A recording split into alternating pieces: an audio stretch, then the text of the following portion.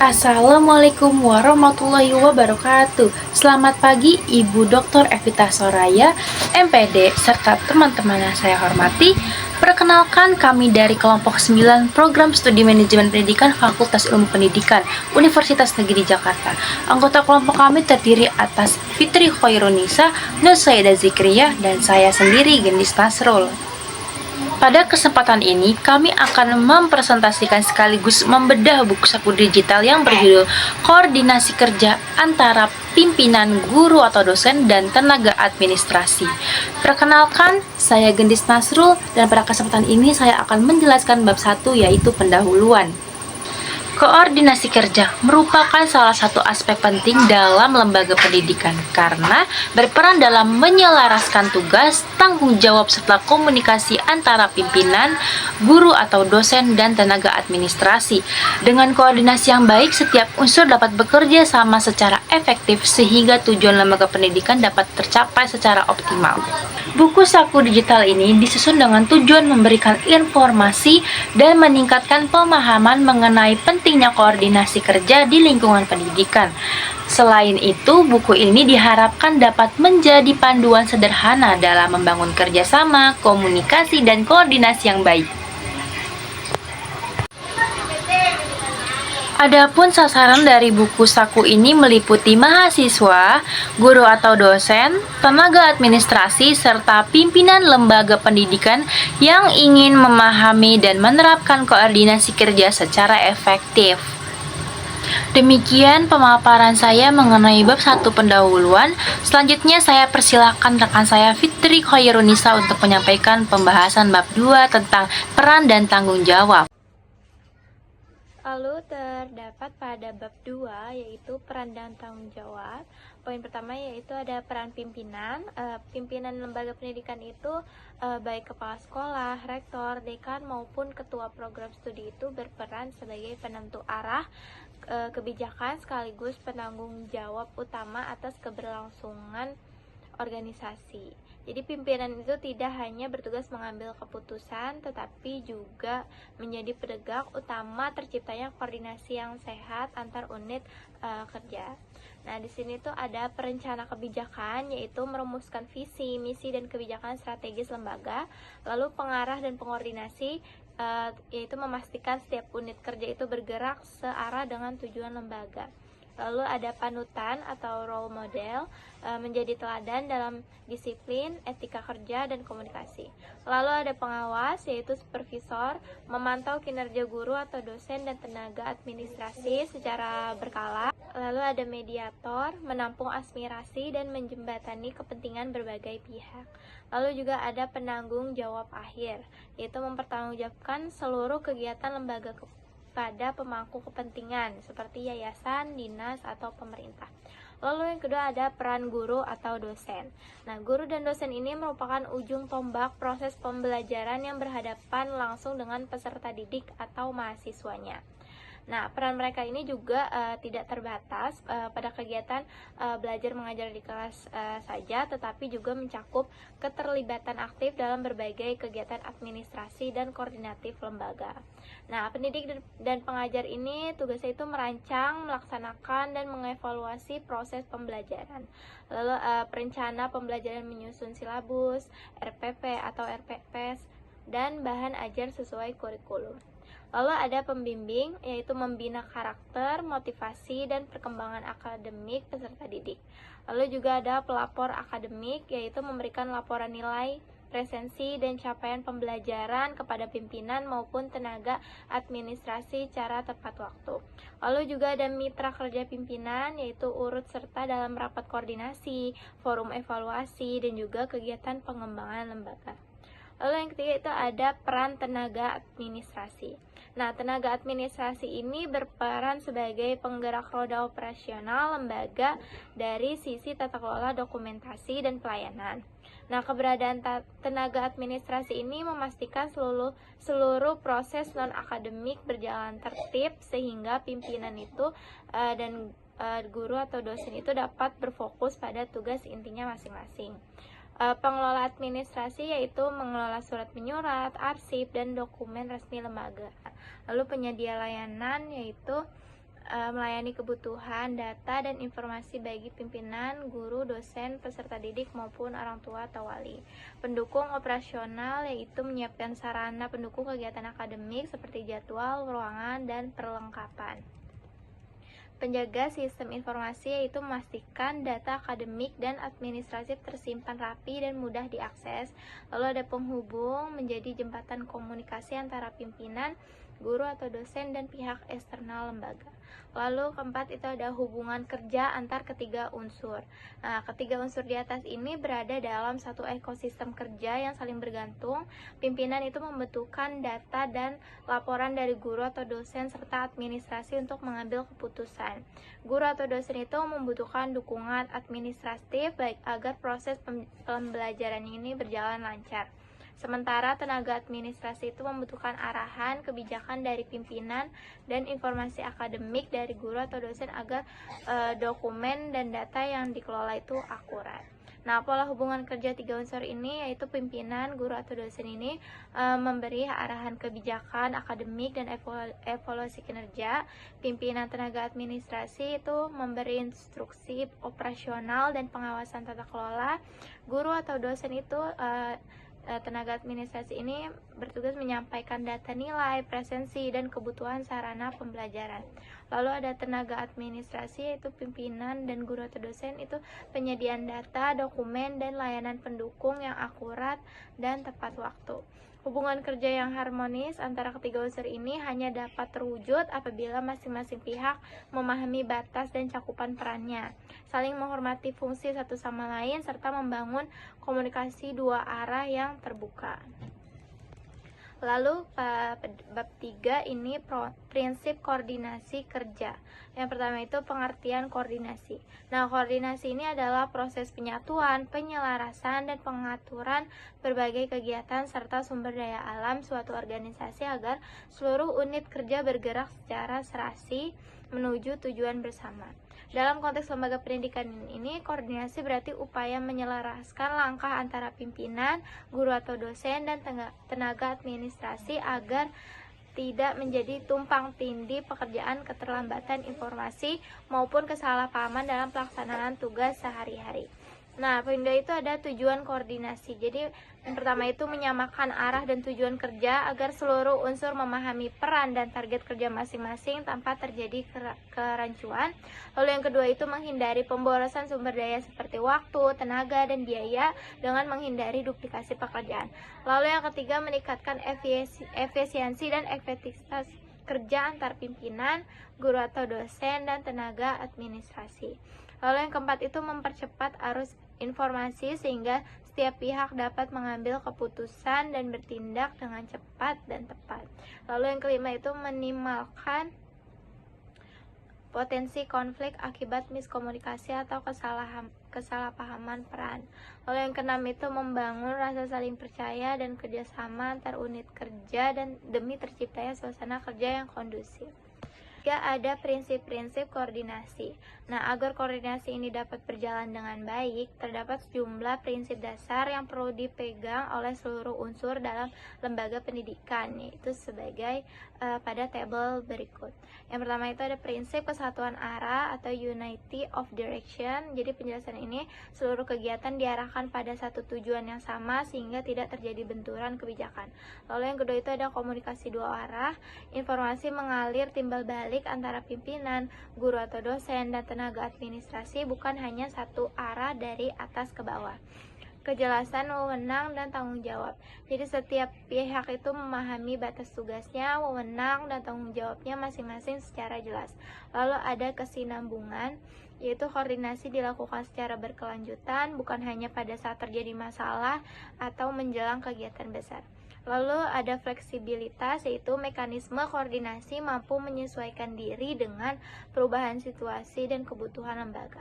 Lalu saling percaya dan menghargai. Jadi setiap unsur itu harus saling menghormati peran pihak lain tanpa merasa lebih penting atau lebih rendah. Lalu ada poin manfaat koordinasi kerja.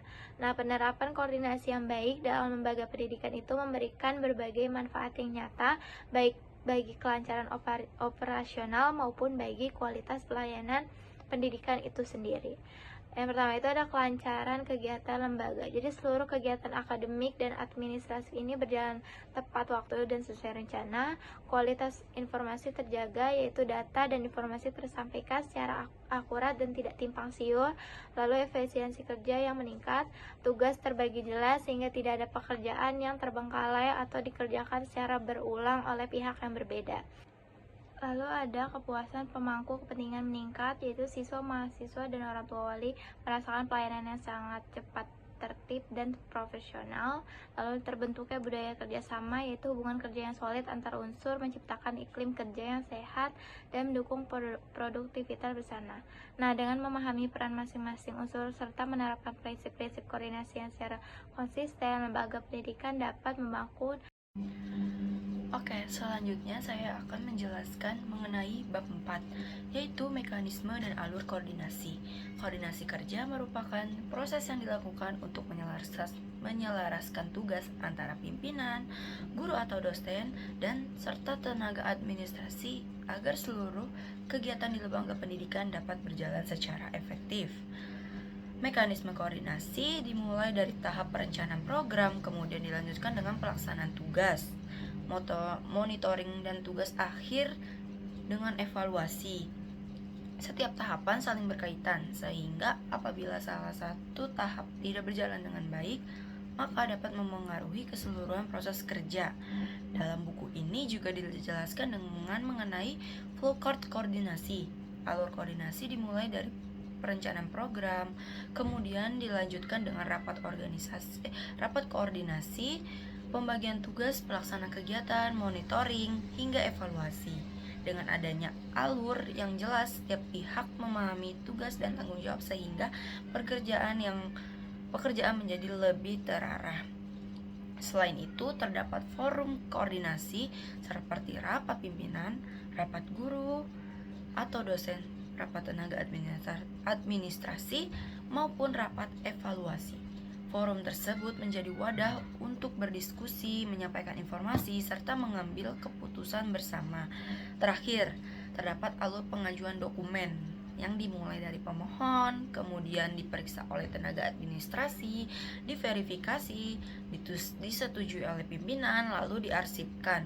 Proses ini bertujuan menciptakan administrasi yang tertib, akuntabel, dan dipertanggungjawab. Selanjutnya masuk ke bab 5 tentang media dan sarana komunikasi. Media komunikasi memiliki peran yang sangat penting dalam mendukung koordinasi kerja di lingkungan pendidikan. Informasi yang disampaikan secara jelas dan tepat waktu akan membantu pimpinan, guru, atau dosen, serta tenaga administrasi yang menjelaskan dengan lebih efektif. Komunikasi ini dapat dilakukan secara langsung, misalnya melalui rapat, briefing, diskusi, maupun konsultasi. Cara ini memungkinkan setiap pihak untuk menyampaikan pendapat serta memperoleh informasi secara jelas. Selain komunikasi langsung, saat ini lembaga pendidikan juga memanfaatkan media digital seperti email, WhatsApp, Google Meet, atau Zoom. Penggunaan teknologi tersebut membuat koordinasi menjadi lebih cepat, fleksibel, dan seluruh informasi dapat terdokumentasi dengan baik. Di bidang administrasi, banyak lembaga juga menggunakan sistem informasi akademik, e-office maupun e-arsip. Sistem tersebut membantu pengelolaan data, dokumen, serta digital sehingga pelayanan administrasi menjadi lebih cepat dan efisien. Dengan memanfaatkan media, komunikasi, dan teknologi secara optimal, koordinasi kerja dapat berjalan lebih efektif sehingga tujuan lembaga pendidikan lebih mudah dicapai. Selanjutnya adalah bab 6 mengenai etika dan tata krama komunikasi. Koordinasi yang baik tidak hanya membutuhkan media komunikasi, tetapi juga harus didukung oleh etika dalam berkomunikasi. Komunikasi yang dilakukan secara sopan, terbuka, dan saling menghargai akan menciptakan suasana kerja yang harmonis serta mengurangi terjadinya kesalahpahaman. Dalam buku ini jelaskan bahwa setiap unsur memiliki tanggung jawab masing-masing. Pimpinan diharapkan mampu memberikan arahan yang jelas, mendengarkan masukan, serta menjadi teladan dalam berkomunikasi. Guru atau dosen perlu menjalin komunikasi yang santun, jujur, dan saling menghormati dengan pimpinan, rekan kerja, tenaga administrasi, maupun peserta didik. Sementara itu, tenaga administrasi harus memberikan pelayanan yang ramah, menjaga kerahasiaan dokumen, dan menyampaikan informasi secara tepat serta bertanggung jawab. Apabila seluruh pihak menerapkan etika berkomunikasi tersebut, maka kerjasama akan semakin kuat, rasa saling percaya meningkat, dan koordinasi dalam lembaga pendidikan dapat berjalan lebih efektif. Selanjutnya yaitu bab 7 tentang pencegahan dan pengalihan konflik. Konflik merupakan hal yang wajar dalam sebuah organisasi, termasuk di lingkungan pendidikan. Konflik dapat muncul karena adanya perbedaan pendapat, kurangnya komunikasi, pembagian tugas yang tidak jelas, ataupun kesalahpaham. Jika tidak ditangani dengan baik, konflik dapat menghambat koordinasi kerja serta menurunkan kualitas pelayanan pendidikan. Oleh karena itu, penyelesaian konflik harus dilakukan melalui komunikasi yang terbuka, saling menghargai, dan berorientasi pada penyelesaian masalah. Setiap pihak perlu diberikan kesempatan untuk menyampaikan pendapat, sehingga solusi yang diambil dapat diterima bersama. Musyawarah, kerjasama, dan sikap profesional menjadi kunci dalam menyelesaikan konflik secara adil. Selain menyampaikan konflik, lembaga pendidikan juga perlu melakukan pencegahan melalui pembagian tugas yang jelas, komunikasi rutin, serta evaluasi kerja secara berkala. Dengan membangun budaya saling percaya dan menghargai perbedaan, lingkungan kerja akan menjadi lebih kondusif sehingga koordinasi dapat berjalan dengan baik. Terakhir, saya akan menjelaskan bab 8 mengenai evaluasi dan peningkatan koordinasi. Evaluasi merupakan tahap akhir yang sangat penting dalam proses koordinasi kerja. Tujuannya adalah untuk mengetahui apakah seluruh kegiatan berjalan sesuai dengan tujuan yang telah ditetapkan. Sebelum evaluasi dilakukan, terlebih dahulu dilakukan monitoring, yaitu pemantauan terhadap pelaksanaan program untuk mengetahui perkembangan, menemukan kendala, serta memastikan setiap tugas dilaksanakan sesuai dengan tanggung jawab. Hasil monitoring kemudian digunakan sebagai dasar evaluasi. Dari evaluasi tersebut, lembaga dapat mengetahui kelebihan yang perlu dipertahankan serta kekurangan yang harus diperbaiki agar pelaksanaan program berikutnya menjadi lebih baik. Beberapa upaya yang dapat dilakukan untuk meningkatkan koordinasi yaitu mengadakan rapat koordinasi secara rutin, memanfaatkan teknologi informasi sebagai media komunikasi, menerapkan prosedur kerja yang jelas, serta meningkatkan kemampuan komunikasi seluruh tenaga pendidikan. Sebagai penutup, dapat disimpulkan bahwa evaluasi yang dilakukan secara berkelanjutan dan membantu menciptakan koordinasi kerja yang semakin efektif dan efisien sehingga mampu meningkatkan mutu pelayanan dan kualitas pendidikan di lembaga. Sebagai penutup, dapat kita simpulkan bahwa koordinasi kerja antara pimpinan, guru atau dosen, dan tenaga administrasi merupakan salah satu faktor utama dalam mendukung keberhasilan penyelenggaraan pendidikan. Meskipun setiap unsur memiliki tugas dan tanggung jawab yang berbeda, ketiganya saling berkaitan dan harus bekerja sama agar seluruh kegiatan di lembaga pendidikan dapat berjalan secara efektif, efisien, dan sesuai dengan tujuan yang telah ditetapkan. Melalui mekanisme koordinasi yang jelas, komunikasi yang efektif, penerapan etika dalam berkomunikasi, penyelesaian konflik secara bijaksana, serta evaluasi yang dilakukan secara berkelanjutan, lembaga pendidikan dapat menciptakan hubungan kerja yang harmonis. Hal tersebut akan berdampak positif terhadap kualitas pelayanan administrasi maupun peningkatan mutu pendidikan secara keseluruhan. Adapun saran yang dapat diberikan adalah agar setiap lembaga pendidikan harus meningkatkan koordinasi dengan membangun komunikasi yang terbuka, memperjelas pembagian tugas, memanfaatkan teknologi informasi secara rutin, melakukan monitoring dan evaluasi. Dengan adanya komitmen komitmen dan kerjasama dari seluruh pihak, diharapkan tujuan pendidikan dapat tercapai secara optimal. Demikian pemaparan kami mengenai buku saku digital koordinasi kerjasama antara pimpinan, guru atau dosen, dan tenaga administrasi. Semoga materi yang kami sampaikan dapat menambah wawasan dan memberikan manfaat, khususnya dalam memahami pentingnya koordinasi kerja di lingkungan pendidikan. Terima kasih kepada Bapak atau Ibu dosen, serta teman-teman yang menyaksikan video ini sampai selesai. Apabila terdapat kekurangan dalam penyampaian maupun isi materi, kami mohon maaf yang sebesar-besarnya, dan kami sangat terbuka terhadap kritik serta saran yang membangun.